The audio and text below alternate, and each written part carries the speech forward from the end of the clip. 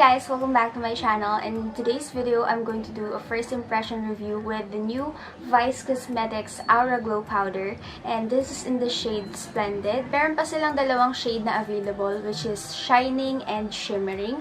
Check lang natin sa website kung ano bang kinaklaim nitong Aura Glow Powder.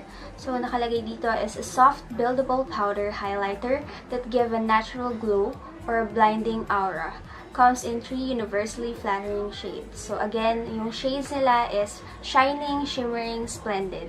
Sobrang excited ako sa product na to guys kasi 145 pesos lang siya and you get 3.5 grams of product. And we all know na Vice Cosmetics is paraben-free, cruelty-free, and vegan yung mga products nila. So, good job Vice. Ayoko nang patagalin to. So, buksan na natin yung product. Ayan, so talagang kakabili ko lang ito kahapon. Super love ko yung packaging. So, ayan. Kita niyo yung mismong product sa loob. Tapos, may logo lang ni Vice.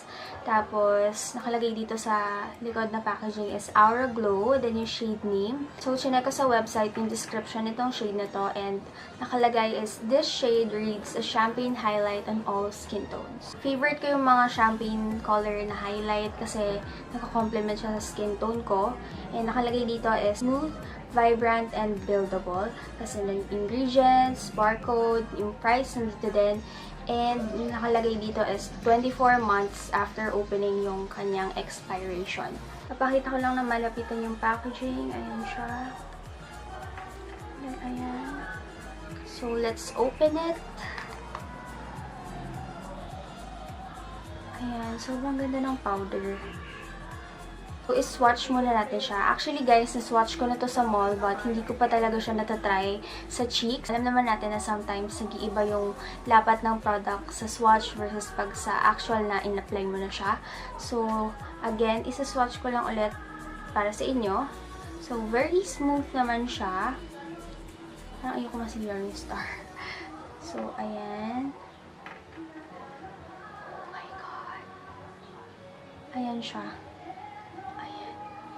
Pag tinignan mo maigi, hindi siya chunky. As in, sobrang smooth niya. Sobrang pino ng glitter. Sobrang ganda ng quality. As in. So, super excited na akong i-try siya sa aking cheeks. Maglalagay ako dito para makita nyo. Oh my God. As in, sobrang ganda. Ayan o, sobrang ganda niya. Promise, pag tinignan mo ng malapitan, wala talaga siyang chunk of glitter. I have a feeling na pag nilagay ko to sa cheeks ko, mukha siyang basang highlight. You get what I mean?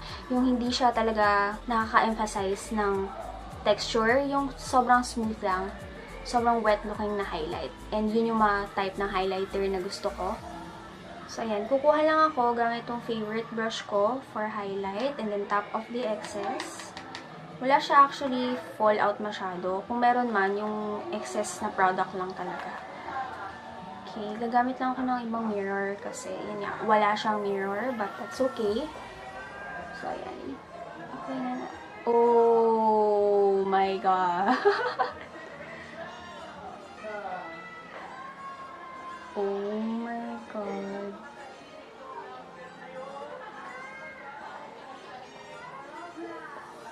Oh my gosh. Grabe! Oh my gosh. Oh my gosh. Oh my gosh. Oh my gosh. Oh my gosh. Oh my God. Kita nyo ba yan? Kita nyo ba? Sobrang ganda, bes. Sobrang intense itong highlight na to. Sobrang napadami yung lagay ko. As in, sobrang blinding, bes. Kita niyo yan?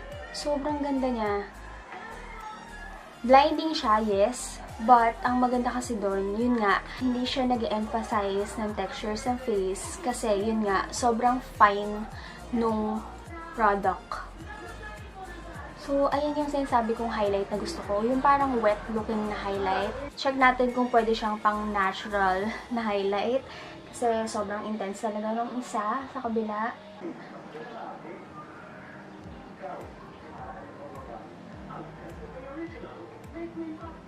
Pag gusto mo medyo natural, konti-konti lang.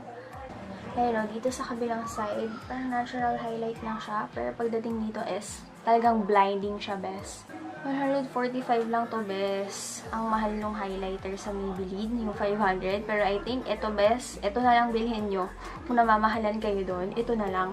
Kasi itong Vice Cosmetics, meron din sila yung rose gold naman, which is, wait, let me check kung anong shade yun. Shimmering yung shade na yun. Yeah, shimmering. Gold version naman ng Vice Cosmetics is yung shiny. So, in case gusto nyo yung Maybelline na chrome highlighter, ito na lang. Kasi mas makakatipid kayo dito and sobrang blinding niya, bes. Grabe.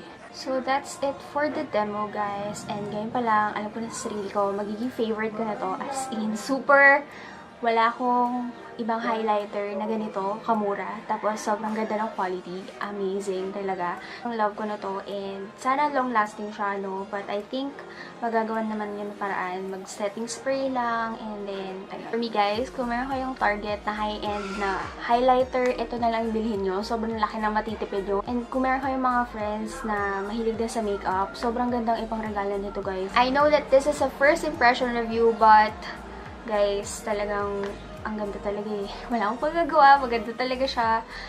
Siguro i-update ko na lang kayo sa future videos ko kung long-lasting ba siya. Kasi this is the first time nga na tinry ko siya sa cheeks ko. Dahil sa quality nito, I'm sure na maganda din yung quality ng blush. So, I'm so excited about that. I highly recommend this product. So, check nyo na yung mga department stores nyo. So, that's it for today's video, guys. Thank you so much for watching and I'll see you on my next video. Bye!